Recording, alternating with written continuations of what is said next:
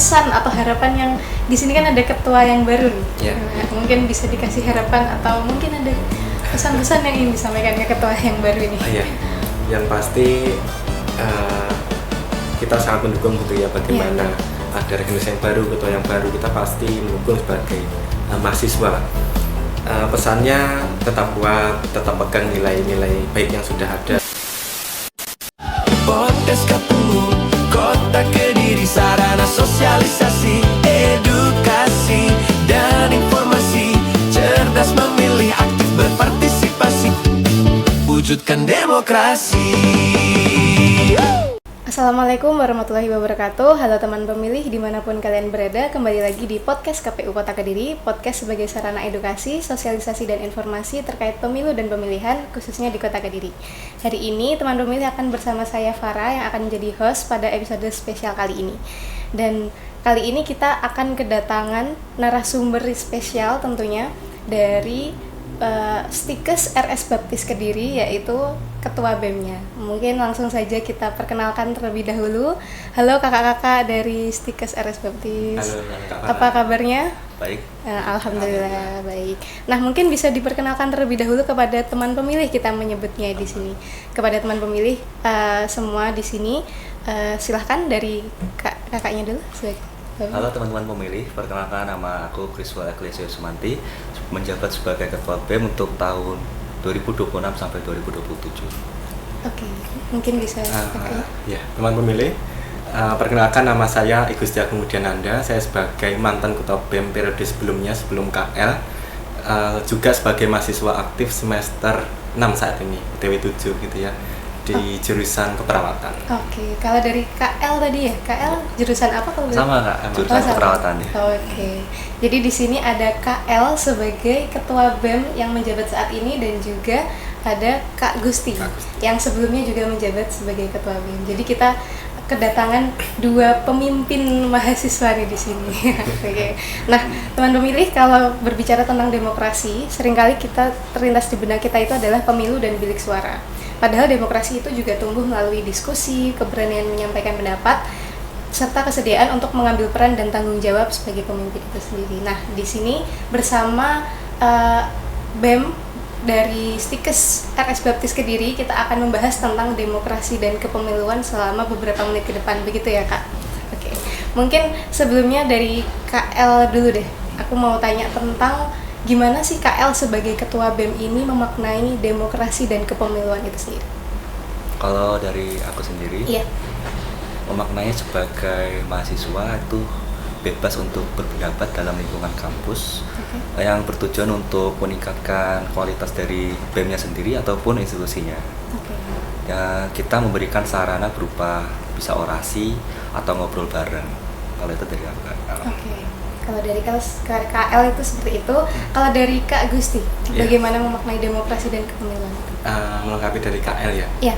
Secara umum kita ketahui bersama ya, kalau demokrasi yang sering kita kenal sebagai demos dan kratos itu kalau ditarik dari bahasa Yunaninya, yang artinya pemerintahan dan rakyat. Kemudian yang sering kita dengar dari rakyat, oleh rakyat, dan untuk rakyat oleh Abraham Lincoln. Tapi dari saya pribadi mendefinisikan secara sederhana dari demokrasi sebagai bentuk atau sistem pemerintahan yang khususnya saat ini diberlakukan di bangsa Indonesia gitu ya, sebagai bentuk kebebasan yang disertai etika untuk kita sebagai masyarakat, yang tadi kebebasan seperti apa, untuk menyampaikan, untuk menjalankan fungsi demokrasi setegak-tegaknya dan seluruhnya melalui kepemiluan. Ya, jadi kepemiluan mungkin bentuk daripada demokrasi yang dikemas dengan, kalau saat ini ya mungkin panggung politik begitu. Iya, betul. Sehingga keduanya nggak bisa dipisahkan. Iya, betul sekali yang disampaikan Kak Gusti dan juga Kak Elin tadi, bahwa demokrasi dan kepemiluan itu memang tidak bisa dipisahkan seperti itu ya. Kalau kita ngomongin tentang kepemiluan atau pemilu di sini, sebelumnya dari KL atau Kak Gusti sebelumnya sudah menjadi pemilih? Sudah. Waktu kemarin di ini pemilu 2024 itu memilih yang pertama kali atau sebelumnya sudah? Kalau aku first time. First time. Kalau dari Kak Gusti? Kalau saya sama juga. Oh ya, berarti pemilu 2024 kemarin sudah menjadi pemilih untuk pertama kalinya. Nah, gimana tuh dari Kak Gusti sendiri dulu mungkin ya? Bagaimana pengalaman menjadi pemilih pemula kita menyebutnya waktu itu, kan baru pertama kali memilih nih. Gimana pengalamannya waktu itu? Pengalaman saya di 2024 gitu ya sebagai pemilih pemula, pastinya sangat antusias. Mulai dari prosesnya dimulai kampanye sampai dengan hari H pemilihan. Sangat antusias dan menurut saya nggak ada kendala berarti bagi saya saat melakukan pencoblosan, dan mulai dari presiden sampai dengan DPR, kemudian bupati, gubernur, wali kota, nggak ada kendala. Dari pemilu dan pilkada 2024 kemarin berjalan lancar ya? Berjalan lancar. Boleh nggak dikasih tips ke teman pemilih nih, gimana cara Kak Gusti sebagai pemilih pemula tuh bisa memilih, oh aku mau memilih pemimpin yang ini deh, gimana? Oke. Kalau bisa sharing gitu ya, sebenarnya ada rasa kecewa sih dari saya, mungkin dari saya pribadi, karena kalau lihat orang-orang di sekitar kita, mungkin orang tua, teman, kerabat itu dalam memilih kurang adanya literasi, jadi nggak melalui cara atau proses yang baik dalam memilih suatu pemimpin. Saya nggak nyebut proses apa gitu ya, tapi menurut saya cara yang baik dalam kita memilih itu yang pertama melalui proses identifikasi, termasuk kita literasi, sehingga kita tahu misalnya di depan mata kita boleh lihat program yang dibawa dari calon pemimpin, kemudian visi misinya, kemudian yang tidak kalah penting adalah rekam jejak atau track record dari karir politiknya seperti apa, apakah punya catatan yang kurang baik ataupun catatan isu-isu korupsi atau yang lain, pelanggaran-pelanggaran, sehingga dalam kita memilih harusnya memperhatikan hal tersebut, visi misi program juga yang di belakang, track recordnya seperti itu. Tips dari Kak Gusti lah, tips sedikit dari Kak Gusti untuk teman pemilih gimana menjadi pemilih, utamanya pemilih pemula saat itu ya. Karena kan kita sebagai pemilih pemula waktu itu namanya pertama kali, first time, pasti kayak bingung, nggak tahu harus ngapain gitu ya. Kalau dari Kak El sendiri gimana pengalaman menjadi pemilih pemula saat itu? Mungkin excited atau bingung atau gimana? Kalau dulu tuh aku kan excited tapi ya masih naif gitu kan. Jadi kayak emang orang tua ngasih kebebasan untuk memilih siapa, tapi kita kan kayak pertama kali gitu kan bingung ya, harus cari taunya kayak gimana nih pemimpinnya. Terus man kayak nanya teman-teman juga kasih taunya rahasia, nggak boleh. Jadi mau nggak mau kita sebagai pribadi yang memilih punya kewajiban, kita ya nyari tahu dulu di kalau aku pakai media sosial yang sekarang namanya TikTok, cari track recordnya sama Kak tadi, tips-tipsnya itu cari literasi politiknya gimana, dan menemukan yang menurut aku terbaik menurut aku ya. Jadi kayak kayaknya ini cocok deh, masalah kedepannya kita lihat aja progresnya gimana, terus udah kayak gitu Kak. Jadi seperti itu pengalaman memilih pertama kali dari Kak El dan Kak Gusti itu tadi. Kalau dari Kak El dan Kak Gusti, selain menjadi pemilih, pernah nggak menjadi salah satu penyelenggara pemilihnya? Pernah dengar PPK atau PPS? Atau PPS mungkin? Belum pernah dengar. Jadi belum pernah menjadi ikut serta menjadi penyelenggara pemilihan.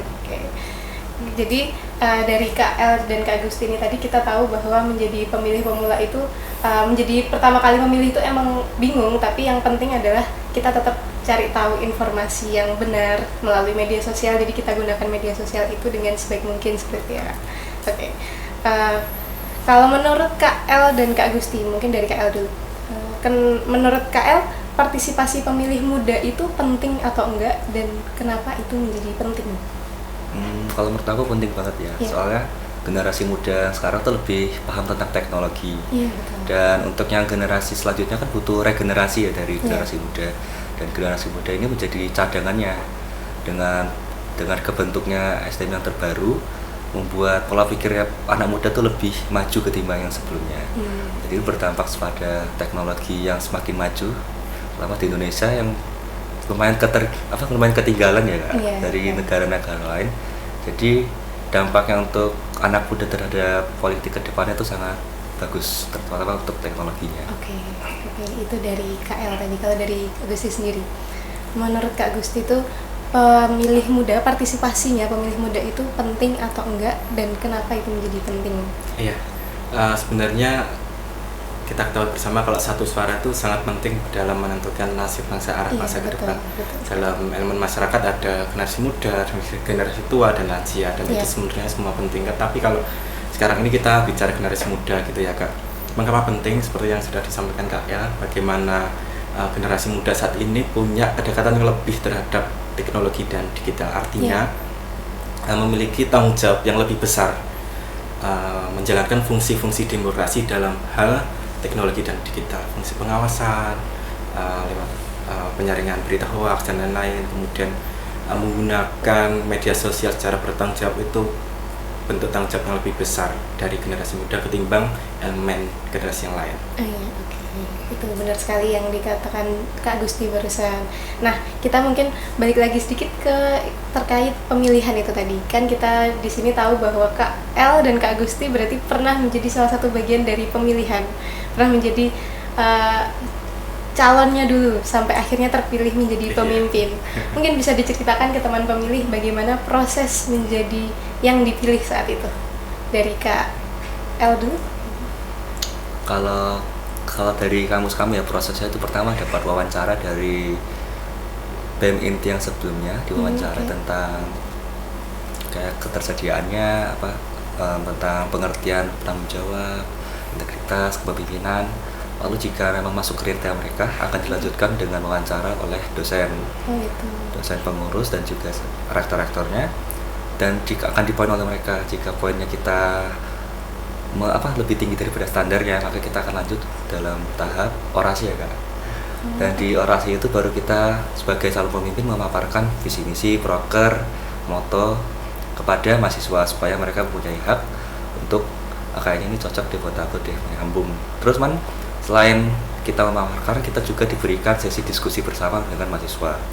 Mahasiswa diberikan waktu untuk tanya jawab, berapa ya, diskusi 2 jam ya waktu itu Kak. Kalau dari aku sendiri angkatan periodenya aku tuh berlangsung selama 2 jam diskusi tanya jawab antara mahasiswa dan juga calon pemimpin. Bukan cuma mahasiswa doang sih, dosen juga dipersilakan untuk memberikan pertanyaan. Jadi seluruh itu. Oke. Kalau waktu itu berarti sebelum wawancara sama BEM Inti sebelumnya itu tadi, berarti ada proses pendaftaran dulu. Jadi ada mahasiswa yang minat untuk menjadi ketua BEM. Oh ya betul. Jadi daftar dulu seperti itu. Kalau ada 2 sesi Kak, sesi pendaftaran sama sesi dipilih penjaringan itu berpotensial. Jadi penjaringan oleh dosen dan juga BEM Inti itu rekomendasi, karena berpotensial maka diikutkan wawancara BEM Inti, lalu dilanjutkan jika lolos. Kalau waktu zaman periodenya KL itu ada berapa orang yang mendaftar dan akhirnya memenuhi standar untuk menjadi calon yang dipilih? Waktu itu yang tercatat 50 ya Kak. Iya. 50 itu 50 pendaftar. 50 mahasiswa. 50 mahasiswa yang mendaftar menjadi ketua BEM. Ya, waktu itu pasnya cukup banyak yang minat. Lalu tersaring oleh BEM Inti itu 10 mahasiswa ya. Berarti sampai di akhir, sampai di yang akan dicalonkan untuk dipilih itu ada 10 mahasiswa.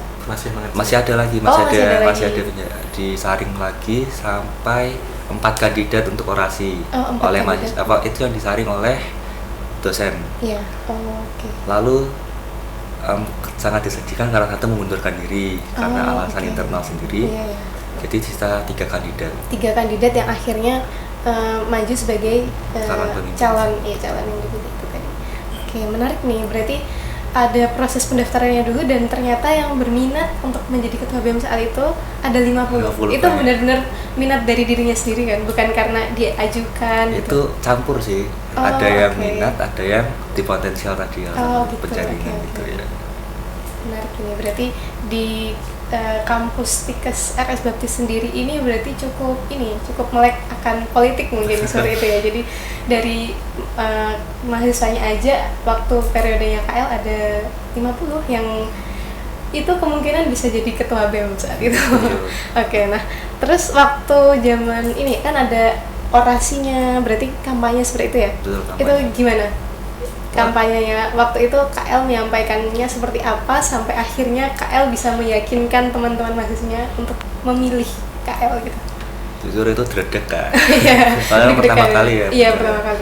Jadi ya kita sebelum disampaikan informasi itu kita sudah menyiapkan materi, dipahami, nggak perlu dihafal tapi dipahami supaya saat penyampaian mereka mengerti, nggak perlu pakai kata kalimat-kalimat belibet, kalimat-kalimat yang literasi tinggi supaya mereka paham, semuanya paham. Karena di kampus kita teman juga banyak dari orang-orang timurnya ya kak. Dan mereka kan kurang literasi ya, jadi maaf ya sebelumnya. Jadi kita kalau dari aku sendiri teman, strategiku ya menggunakan kalimat yang bisa dipahami sebaik mungkin oleh seluruh mahasiswa. Kalau dari dosen kan gampang lah mereka ya, gampang memahaminya. Dan ketika proses tanya jawab langsung, yang kuliah tuh mereka antusias dan penasaran dengan program yang aku sampaikan. Berarti hasil dari pemaparanku menghasilkan materi yang baik buat mereka karena mereka antusias, dan itu membuat aku cukup senang sih sebagai pengalaman pertama kali. Berarti saat itu dari visi misi dan program kerja yang diajukan, yang disampaikan oleh KL bisa menarik hati mahasiswanya seperti itu ya. Jadi teman-teman mau memilih KL itu. Waktu itu sudah ada pasangannya, wakilnya atau belum? Kalau dari wakil kita sistemnya itu memilih dari ketuanya itu memilih sendiri mewakilnya siapa. Bisa dari calon kandidat yang gugur ataupun dari potensial itu jadi penjaringan. Berarti bukan yang dari awal sudah ada pasangannya ketua dan wakil gitu ya. Cukup menarik berarti sistem pemilihan yang ada di Stikes RS Baptis itu. Nah, tapi waktu zaman kampanyenya seperti itu berhari-hari juga seperti pemilihan yang ada di negara kita, atau mungkin cukup beberapa hari atau dalam satu hari udah langsung diselesaikan gitu? Kalau kampanye kita 1 hari juga, pagi ke sore. Jadi pagi sampai siang itu kan sesi diskusi, penyampaian materi. Sorenya itu penghasilan mencatat penghasilan hasil suaranya, hasil voting. Berarti setelah kampanye, orasi dan sebagainya itu langsung dilakukan pemilihan, betul. Secara ini juga mencoblos gitu digital juga? Kita e-voting gitu. E-voting. Nah, kalau dari ini tadi cerita dari KL nih cukup menarik ternyata. Nah, kalau dari Kak Gusti sendiri sebelumnya di periode sebelumnya kan itu sama, sebagian besar sama atau mungkin ada perbedaan, atau mungkin tadi kan ada 50 nih, ada sekitar 50 yang mendaftar. Kalau dari Kak Gusti sendiri gimana waktu periodenya? Tadi Kak El sudah cerita tentang bagaimana teknisnya dari kampanye sampai dengan dipilih gitu ya. Kalau di tahun saya kurang lebih sama, jadi ada 2 metode, ada pendaftaran juga penjaringan. Dan dari zaman saya sampai KL memang lebih banyak penjaringan begitu ya, bagaimana mahasiswa yang potensial kemudian dijaring. Dan beberapa dari mereka termasuk saya pada waktu itu dijaring dengan ketidaksiapan untuk menjadi seorang pemimpin. Sehingga menyiapkan diri kita sebagai seorang pemimpin untuk berani memikul tanggung jawab menjadi seorang pemimpin itu cukup berat atau tricky gitu ya. Tapi alhamdulillah puji Tuhan, Tuhan mampukan hingga akhirnya mengikuti proses yang ada dan menjadi pemimpin selama 1 periode. Saat itu juga kalau dari KL tadi kan ada 3 kandidat yang akhirnya akan dipilih oleh mahasiswa. Kalau dari Kak Gusti sendiri? Kalau waktu saya itu lebih banyak 5 kandidat. 5? Iya. Tapi sistemnya sama, waktu itu belum ada pasangan wakilnya di pemilihan sendiri. Tapi itu yang mendaftar itu dari semester berapapun terserah, atau semesternya harus semester 5 gitu? Pendaftaran dibuka dari mulai semester 3. Dari semester 3 bisa mendaftar untuk menjadi ketua BEM dan atau anggota senat mahasiswa BEM itu sendiri. Berarti di sini BEM itu di istilahnya kalau di sana senat mahasiswa. Senat mahasiswa di sini. Nah, kalau berarti pernah nggak waktu itu Kak Gusti itu KL dulu deh, KL itu mendaftar waktu zaman Kak Gusti juga mendaftar? Pas saya zamannya Kak Gusti mendaftar sebagai anggota. Sebagai anggota. Bukan sebagai calon pemimpinnya. Gitu. Itu aku megang ngisi di UKM basket. Gitu. UKM basket. Berarti dari situ pun sebenarnya KL sudah tertarik ya untuk terjun ke organisasi. Sebenarnya itu faktornya banyak Kak. Terutama paling besar itu faktornya karena dukungan dari teman-teman dan kakak tingkat sebelumnya. Gitu. Kamu potensial tinggi, ayo. kayak aku telah lagi kayaknya seru deh gabung karena orang-orangnya juga asik, kakak tingkatnya juga memberikan kinerja yang bagus, kayak cocok, coba aja masuk. Cukup menarik nih cerita dari KL dan Kak Gusti terkait bagaimana prosesnya sampai akhirnya dipilih menjadi ketua saat itu. Kalau terkait dengan partisipasi teman-teman mahasiswanya, seperti apa waktu zaman KL dan Kak Gusti, ada sama atau mungkin beda? Mungkin partisipasi mahasiswanya tuh maksudnya mahasiswanya melek dan mau untuk, kalau mungkin ada berapa persennya kira-kira dari Kak Gusti dan KL terkait partisipasi pemilih saat itu? Ya, waktu pemilihan yang KL dipilih itu partisipasi mahasiswa kurang lebih dari keseluruhan prodi ya. Ada 600 mahasiswa dan hampir 100%, kalau tidak salah kemarin 98%. Menarik nih, berarti partisipasinya sangat tinggi ya untuk memilih saat itu. Berarti memang mahasiswa dari Stikes RS Baptis sendiri juga sudah melek dan paham pentingnya memilih saat itu. Kalau dari zaman Kak Gusti sendiri? Iya, kurang lebih sama, karena waktu itu memang diwajibkan dan pemilihan dilakukan pada saat hari efektif. Hari efektif, jadi kebanyakan mahasiswa juga pasti saat itu berkegiatan di kampus dan akhirnya memilih secara online juga ya tadi ya? Oke. Cukup menarik berarti sistem pemilihan yang ada di Stikes RS Baptis itu sendiri. Oke, kita mungkin melihat balik lagi terkait dengan demokrasi dan kepemiluan. Kita di sini mau ngomongin tentang pemimpin saat ini. Menurut Kak Gusti dulu, menurut Kak Gusti kriteria pemimpin yang baik menurut Kak Gusti seperti apa?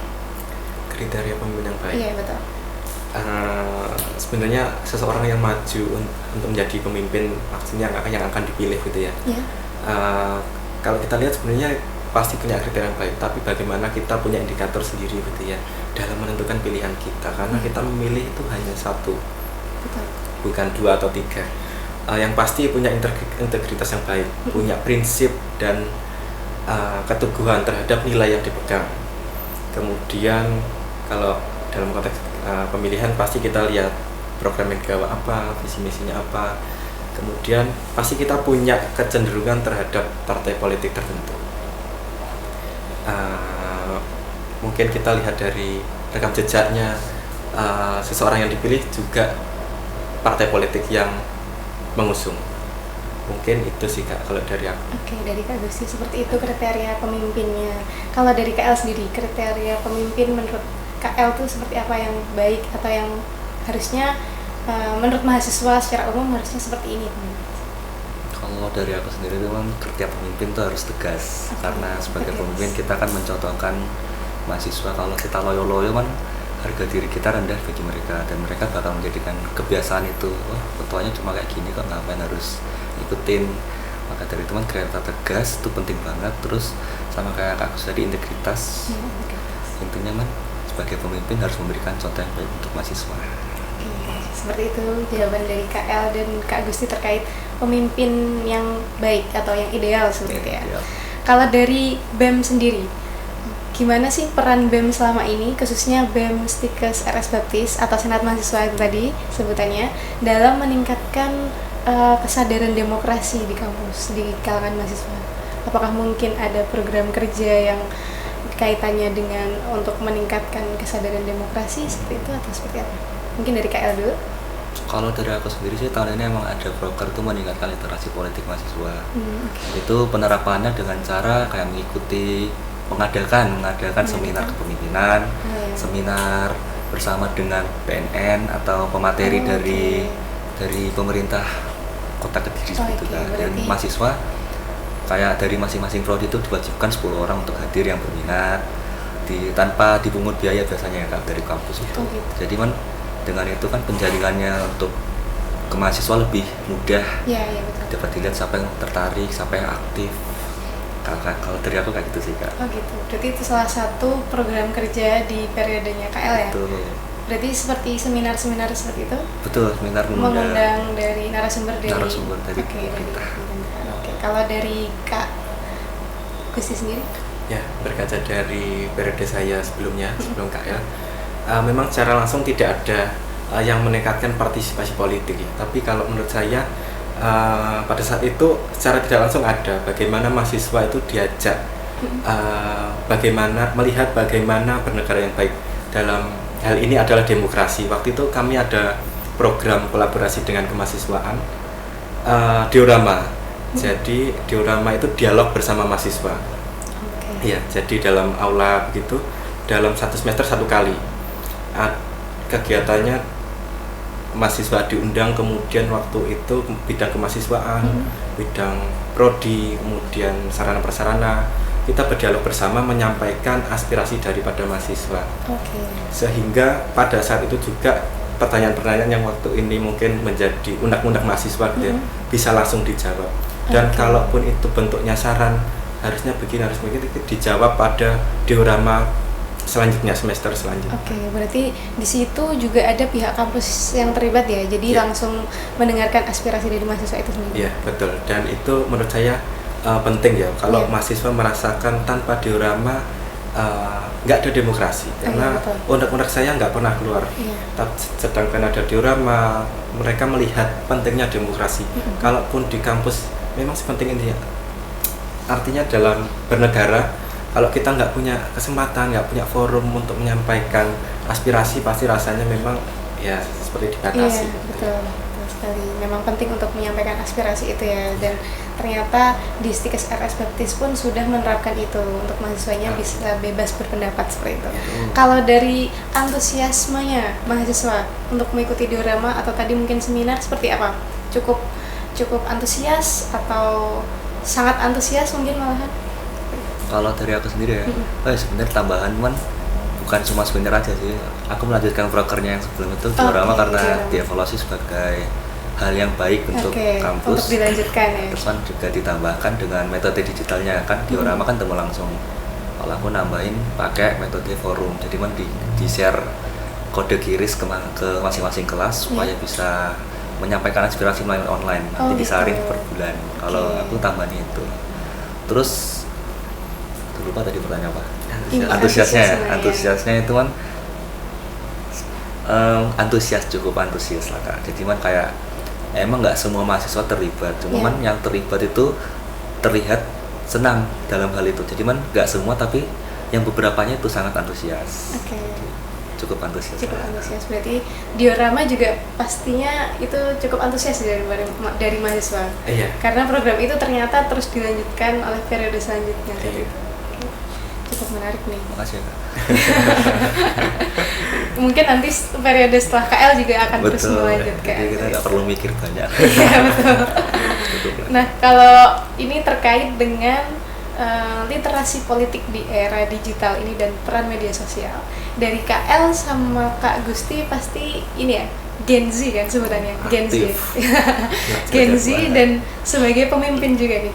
Menurut Kak Gusti dan KL, peran media sosial dalam membentuk kesadaran politik mahasiswa itu seperti apa? Apakah media sosial ini membantu atau malah justru sebaliknya atau seperti apa?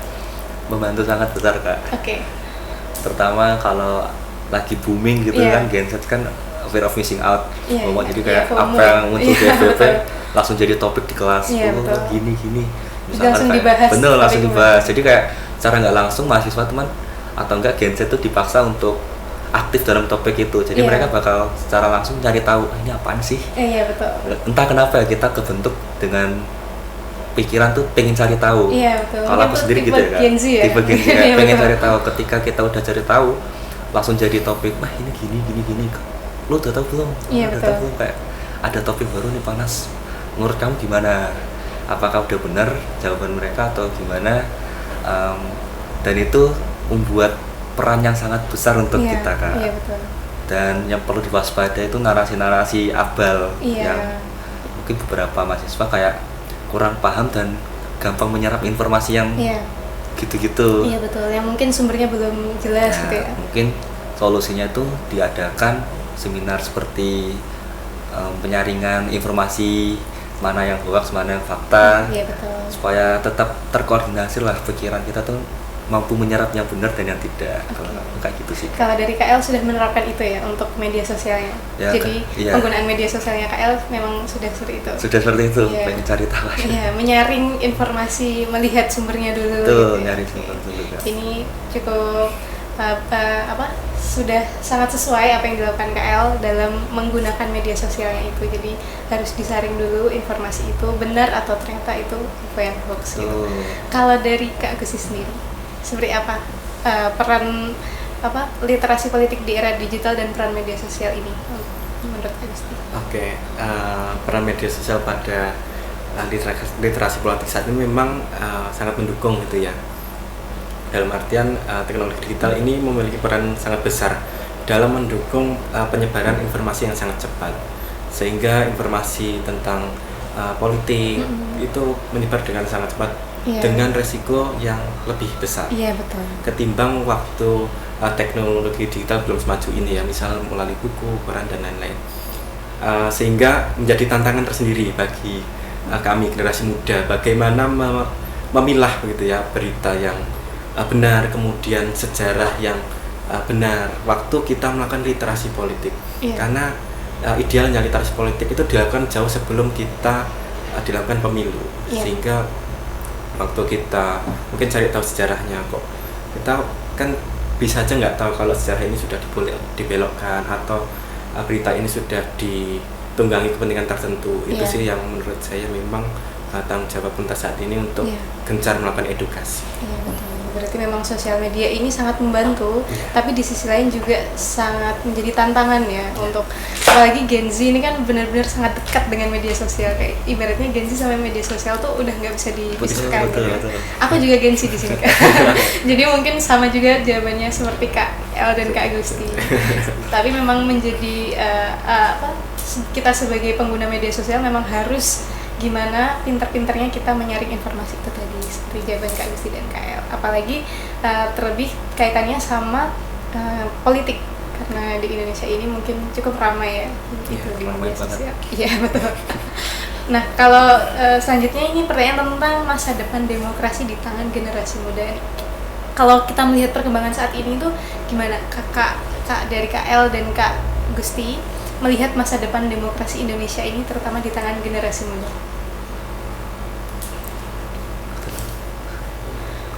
Menurut aku sih sangat kalau nggak salah yang info tak dapat udah banyak Gen Z yang mulai masuk dalam dunia politik Indonesia ya. Betul. Ya, itu artinya kan sudah mulai berperan aktif dalam politik demokrasi Indonesia. Dan kalau dari saya sendiri sih bangga karena wah akhirnya udah dari generasi, semoga sepemikiran lah sama Gen Z yang lainnya, gimana cara aspirasinya, terus kayak kita bisa diserap bersama lah. Kalau dari aku lihat ya kritik aku ke pemerintah tuh kan kadang mereka pemerintah zaman sebelumnya tuh menolak untuk dikritik. Nah mungkin dengan adanya regenerasi ini dan memiliki perasaan yang sama, diharapkan semoga dapat jadi evaluasi supaya sama Gen Z bisa menerima aspirasi lah. Kita sudah merasakan bersama, kita evaluasi bersama juga. Kalau aku gitu kan. Seperti itu. Kalau dari Kak Besi sendiri gimana melihat masa depan demokrasi Indonesia ini di tangan generasi muda saat ini? Ya, memang yang paling sulit itu melihat masa depan ya, karena kita nggak tahu gitu ya. Tapi memang sebagai generasi muda pasti harapannya sangat besar ya, bagaimana dalam bangsa Indonesia ini kita tinggal mewujudkan bagaimana demokrasi tetap berjalan pada fungsinya. Kita nggak berjuang seperti pejuang-pejuang yang telah mendahului kita gitu ya. Kita hanya tinggal melanjutkan. Tapi memang mempertahankan itu yang paling sulit. Betul. Sehingga tanggung jawab kita pasti lebih besar. Terutama dalam menjaga demokrasi ini tetap berjalan sesuai alur dan fungsinya. Jadi seperti itu ya masa depan demokrasi Indonesia di tangan generasi muda menurut Kak El dan Kak Gusti. Nah aku pengen tanya khususnya ke Kak Gusti nih, kan sebelumnya Kak Gusti sudah menjadi pemimpin selama 1 periode. Nah saat memimpin BEM saat periode sebelumnya itu, tantangan terbesar yang mungkin dihadapi Kak Gusti dalam menggerakkan mahasiswa mungkin untuk aktif berpartisipasi dalam pemilihan atau untuk kesadaran politiknya, atau mungkin ada tantangan lain seperti apa? Ada tantangannya nggak Kak? Oke, karena di organisasi mahasiswa ini kita termasuk perwakilan daripada mahasiswa-mahasiswa, bukan kita artinya lebih tinggi daripada mahasiswa lain, tapi kami sebagai pihak netral antara mahasiswa dengan kampus, sehingga bagi saya tantangan yang paling sulit adalah menyerap ide-ide daripada mahasiswa, apa yang menjadi keinginan mahasiswa, apa yang menjadi kebutuhan mahasiswa pada saat itu.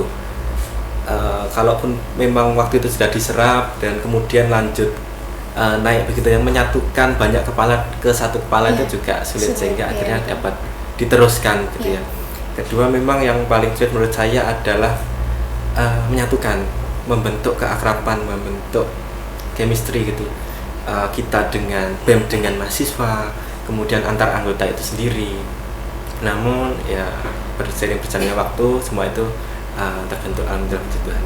Oke, berarti kalau dilihat nggak ada tantangan yang sangat berarti, tapi memang dari situ ini banyak pelajaran yang bisa diambil dari Kak Gusti. Kalau boleh tahu nih, pelajaran yang benar-benar bisa diambil dari menjadi pemimpin selama satu periode itu apa? Pelajaran yang bisa diambil, pelajaran terbesar mungkin yang bisa didapatkan Kak Gusti. Ya, bagi saya pribadi gitu ya, menjadi pemimpin itu mandat. Waktu kamu diberikan mandat itu belum tentu kamu diberikan waktu kamu siap, sehingga siap nggak siap kamu harus berani untuk menjadi pemimpin. Bukan hanya pemimpin, bagaimana kita menyuarakan suara itu bentuk daripada kita menjadi pemimpin dalam hal apapun, dalam organisasi mahasiswa, kemudian dalam lingkungan kita, keluarga. Jadilah pemimpin sedini mungkin, sehingga kalaupun Anda dibutuhkan pada suatu saat, kalian siap. Luar biasa nih jawaban dari Kak Gusti. Nah, kalau boleh dikasih nih, mungkin ada pesan atau harapan yang di sini kan ada ketua yang baru nih. Mungkin bisa dikasih harapan atau mungkin ada pesan-pesan yang ingin disampaikan ke ketua yang baru ini. Yang pasti kita sangat mendukung gitu ya, bagaimana ada organisasi yang baru, ketua yang baru, kita pasti mendukung sebagai mahasiswa.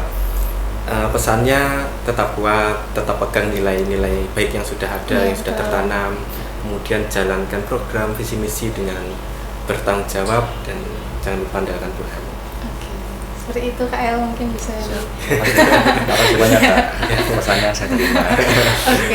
Kalau gitu kita berpindah ke Kak El lagi nih. Kalau dari Kak El sendiri tadi kan udah dikasih harapan dan sebagainya, dan mungkin dari Kak El kan juga melihat kayak program kerja sebelumnya yang di saat periodenya Kak Gusti seperti itu. Ketika Kak El ini menerima amanah sebagai ketua BEM yang baru, bagaimana Kak El ini bisa menyeimbangkan antara melanjutkan program baik dari periode sebelumnya dan menghadirkan inovasi baru itu, program kerja yang baru, seperti apa? Kalau dari aku ya, sistemnya itu pertama pasnya dari kampanye itu, yang aku kasih itu adalah proker-proker yang emang dari diri aku sendiri. Boleh di-spill nggak Kak, prokernya saat itu apa aja? Mungkin ini proker kebanggaannya Kak El deh. Bentar ya. Kita tunggu ya teman pemilih. Kita ingin tahu nih prokernya apa jadi aja. Malu. Mungkin di sini nanti teman pemilih yang melihat ada dari teman-teman mahasiswa yang aku juga ingin jadi ini ketua BEM mungkin kan. Jadi ini jadi motivasi untuk teman pemilih juga.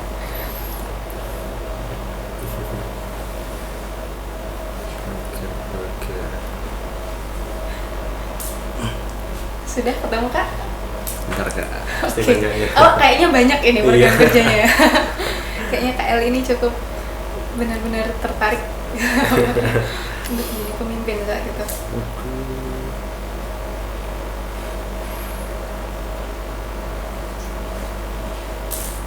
Sembari Kak El mungkin melihat, mencari tahu nih, mungkin ke Kak Gusti lagi nih. Kalau Kak Gusti sendiri melihat perkembangan mungkin ya, ada perkembangan positif atau ke arah lebih baik dari periodenya Kak Gusti sampai sekarang di periodenya Kak El, dari mungkin partisipasi mahasiswa yang terutama, atau mungkin dari bidang lain, maksudnya ada kayaknya oh ini berkembang ke arah yang lebih positif, lebih baik, atau mungkin ada yang ini masih perlu ditingkatkan sebenarnya, masih belum terlalu baik, ada nggak Kak? Seiring berjalannya organisasi ini dari periode sebelumnya ke sebelumnya itu pasti saya melihatnya ada peningkatan sih. Seiring juga bertambahnya mahasiswa di kampus kami, semakin tahun semakin bertambah, semakin banyak gitu ya, sehingga organisasi mahasiswa itu dapat didukung oleh mahasiswa itu sendiri. Kalau kita tarik ke negara, mahasiswa itu rakyat. Artinya dukungan mahasiswa itu penting dalam menjalankan program-program itu dapat berjalan. Mungkin yang perlu ditingkatkan peningkatan organisasi kami sih Kak. Mungkin bisa mulai peralihan ya, dari senat mahasiswa ke yang lebih besar mungkin BEM. Berarti sebenarnya senat mahasiswa itu bisa dikembangkan lagi menjadi BEM itu. Berarti dari Kak Gusti harapannya itu dari senat mahasiswa menjadi BEM itu. Itu cukup menarik yang disampaikan Kak Gusti.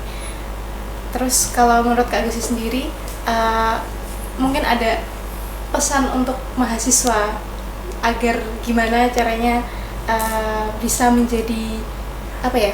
Mungkin karena kan Kak Gusti kan sebenarnya sebelumnya menjadi pemimpin nih udahan. Teman-teman mahasiswanya mungkin di sini ingin ada motivasi sedikit dari Kak Gusti. Gimana Kak Gusti bisa menyampaikan motivasi itu kepada teman-teman mahasiswa? Baik, halo teman-teman mahasiswa. Kalau masih ingat, saya punya nama, ibu saya kemudian ada. Karena teman-teman saya banyak orang timur gitu ya. Pasti teman-teman saya suka kalau lihat saya di YouTube gitu ya. Sebenarnya bukan hanya saya sebagai pemimpin, tapi kalian sebagai mahasiswa juga pemimpin dalam bidangnya masing-masing, mungkin di kelas memimpin sesuatu begitu ya. Sehingga dalam hal terkecil pun teman-teman bisa menjadi pemimpin.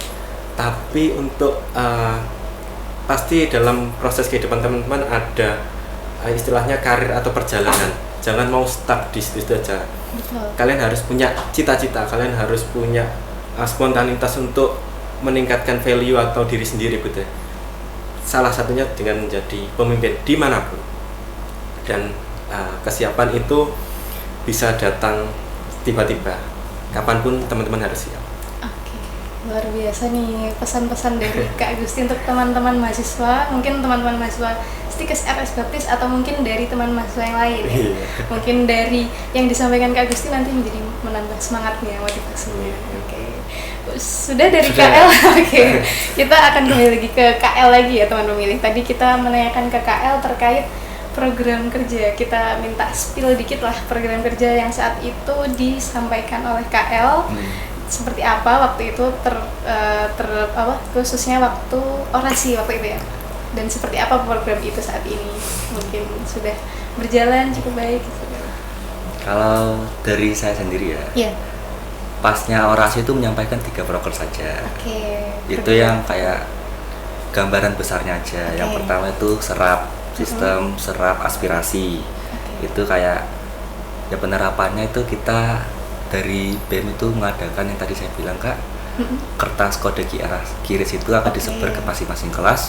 Bukan kertas doang sih, kita bakal, kalau di kampus kita ada namanya komting, komandan tingkat itu untuk masing-masing kelas. Kalau di sekolah tuh ketua kelas lah. Ketua kelasnya berarti tiap prodi atau tiap kelas kita kan ada A, B, C. Cuman kayak tiap kelas ada komtingnya. Dan mereka punya grup satu komting itu komting keperawatan, komting atau ARS grup prodi. Dan saya juga nggak cuma menyebarkan lewat kertas tapi lewat grup. Jadi kayak ada kode QR dengan caption tujuannya adalah mengaspirasi dari masing-masing mahasiswa. Nanti akan disaring, akan disortir di akhir bulan. Apa yang bisa jadi evaluasi, apa bisa dikritik untuk kita. Lalu yang kedua tuh proker meningkatkan kode etik. Dan yang kulihat teman kenapa milih proker ini karena ya di era sekarang tuh banyak mementingkan ego ketimbang etiknya. Jadi cuman dia tidak memikirkan perasaan orang lain, tapi secara tidak langsung kan omongan itu membuat sakit hati. Itu banyak masih terjadi di lingkup mahasiswa. Terus yang terakhir tuh ya itu acara tahunan. Tetap melaksanakan acara Tuhan tuh aku mengadakannya tuh kayak yang akan berlangsung PKKMB. Lalu ada Disnatalis. Disnatalis nanti akan ada di bulan September sampai akhir Oktober. Lalu ada acara tahunan LDK. LDK itu untuk BEM-nya saja, latihan dasar kepemimpinan. Itu dilaksanakan agar saling dekat satu sama lain, terus terbentuk prinsip kepemimpinan satu sama lain. Lalu ada juga rapat triwulan untuk tahunan, itu dalam setahun ada 3 kali. Terus ada rapat setiap 1 bulan sekali untuk intinya, untuk pengurus inti. Lalu ada juga laksanakan diorama, melanjutkan ini dalam 1 tahun 2 kali, maksudnya itu per semester dilakukan, semester ganjil dan juga semester genap diorama. Lalu dan juga terakhir itu ada seminar-seminar. Ya, itu kalau dari ini menarik banget nih, ternyata program kerja yang diusung dari KL ini sendiri yang akhirnya KL bisa menjadi pemimpin saat ini.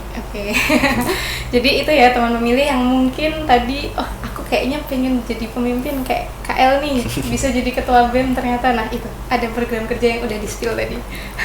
Kalau dari aku tekniknya buat proker itu jangan sembarang buat kita sendiri. Coba cari tahu dulu apa kebutuhan mahasiswa yang berkesinambung dengan ketersediaan kampus, supaya kita kasih janji nih, ternyata kampus gak bisa menyediakan. Nah itu kan jatuhnya PHP teman-teman. Harus disesuaikan juga kalau sarana kayak gitu. Itu bisa didengarkan dan dicatat ya teman pemilih dimanapun teman pemilih berada. Kita mungkin balik lagi tentang terkait dengan pemilihan dan demokrasi tadi. Menurut KL dan Kak Gusti, dari kan kemarin sudah menjadi pemilih waktu pemilihan presiden dan ini pilkada 2024 ya. Dari pelaksanaan pemilu dan pilkada itu mungkin ada nggak hal-hal yang mungkin bisa dievaluasi dari penyelenggaraan pemilu kemarin, pemilu dan pemilihan kemarin? Mungkin dari Kak Gusti. Kalau dari saya pribadi, berkaca dari pengalaman pribadi gitu ya, pasti ada. Secara teknis memang saya tidak mengalami kendala berarti, terutama pada hari pelaksanaan.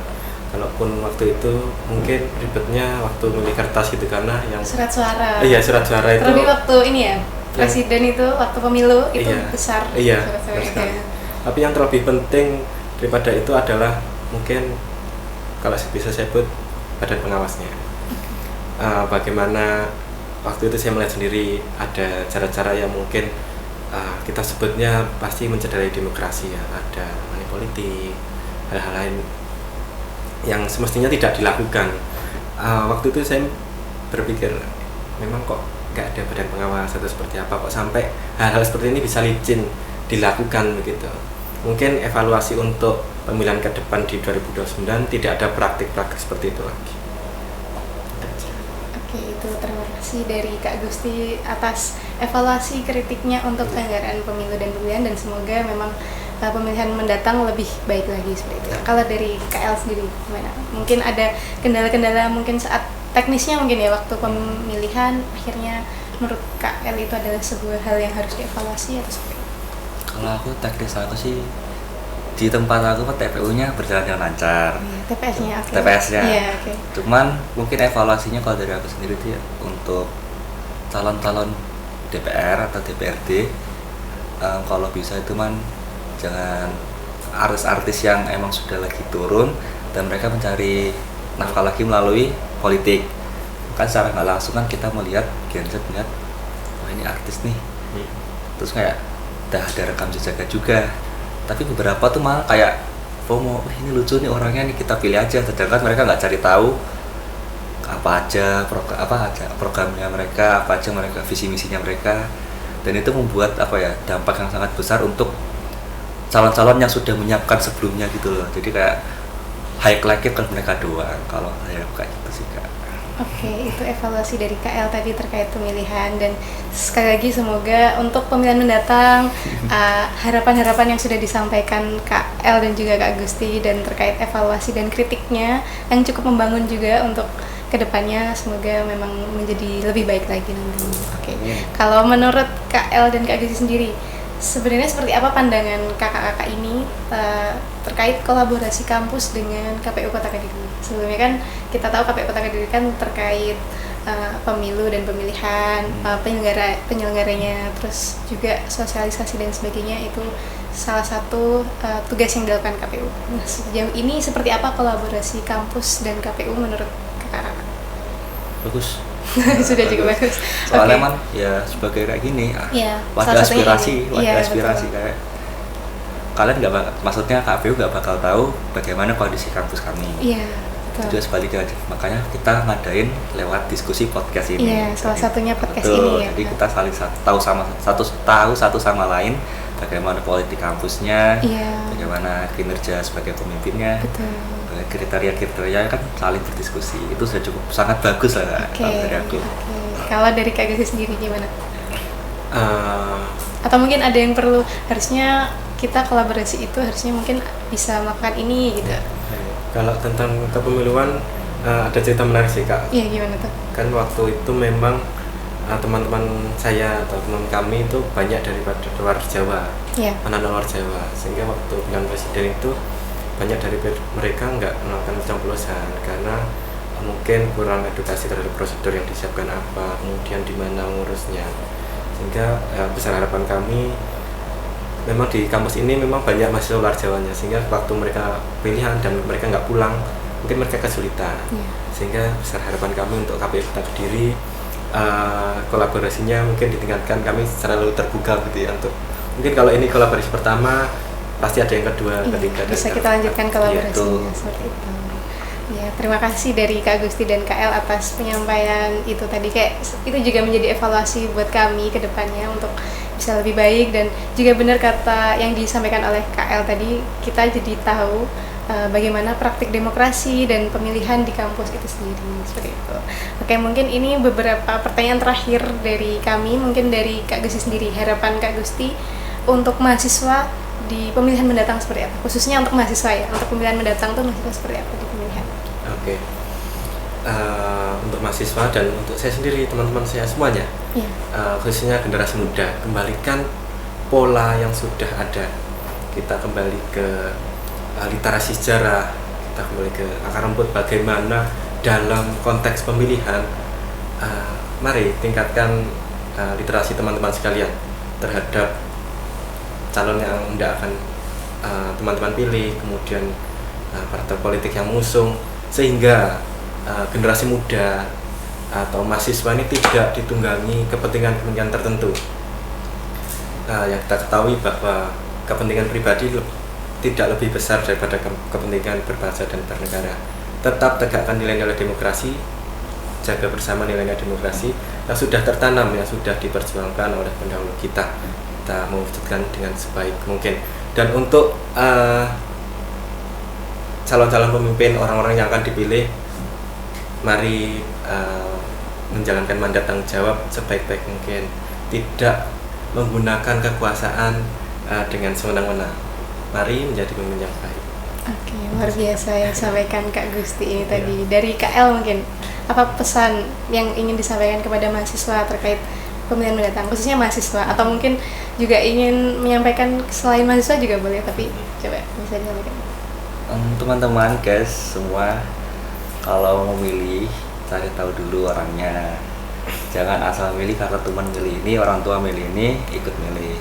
Kita sudah dewasa, kita harus bisa berpikir kritis, bukan untuk sok-sokan tapi buat masa depan Indonesia yang lebih baik. Jadi pilihan kita itu sangat berharga untuk masa depan Indonesia, gitu aja. Oke, itu betul sekali yang sudah disampaikan Kak El dan juga Kak Gusti ini tadi. Mungkin dari aku mau minta satu closing statement, dan itu mungkin closing statement terkait dari Kak El dulu ya. Satu kata atau mungkin jawaban singkat deh yang menggambarkan demokrasi yang sehat, seperti apa? Transparan. Oke, jadi cukup satu kata, transparan ya, demokrasi yang sehat. Dari Kak Gusti sendiri? Demokrasi adalah kebebasan yang disertai etika, baik oleh pemilih, kalau ini konteks kepemilihan ya, baik oleh pemilih dan yang dipilih, disertai etika dan tanggung jawab, sehingga dalam pelaksanaannya mari kita bertanggung jawab atas apa yang menjadi tanggung jawab kita dan lakukan sebaik mungkin. Luar biasa penyampaian yang disampaikan oleh narasumber kita hari ini dari BEM Stikes RS Baptis. Oke. Ya, teman pemilih, tidak terasa kita sudah sampai di penghujung perbincangan hari ini dari obrolan bersama Ketua BEM Stikes RS Baptis dan juga yang pernah menjabat sebagai Ketua BEM Stikes RS Baptis Kediri ini. Kita bisa belajar bahwa demokrasi itu tidak hanya hadir saat pemilu berlangsung. Jadi demokrasi itu juga hadir dalam ruang-ruang diskusi, dalam keberanian menyampaikan gagasannya, dalam proses memilih pemimpin, dan dalam kesediaan untuk mengambil tanggung jawab itu sendiri. Dan kita juga belajar bahwa generasi muda ini memiliki posisi yang sangat penting dalam menjaga dan memperkuat demokrasi. Jadi bukan hanya sebagai pemilih aja, tapi sebagai penggerak perubahan seperti itu ya. Semoga perbincangan hari ini dapat menjadi inspirasi bagi teman pemilih, khususnya mahasiswa, dan juga terima kasih kepada narasumber yang hadir atas insight-nya yang disampaikan. Terima kasih. Dan juga untuk teman pemilih semua, terima kasih telah menyimak podcast kita hari ini. Jangan lupa untuk like, comment, share, dan subscribe video YouTube kami. Juga jangan lupa untuk follow media sosial KPU Kota Kediri juga. Dan juga jangan lupa untuk mengisi survei kepuasan masyarakat yang linknya akan kami cantumkan di sebelah sini. Oke, dan terima kasih saya sebagai host dan juga narasumber hari ini pamit undur diri. Terima kasih. Wassalamualaikum warahmatullahi wabarakatuh. Wujudkan demokrasi.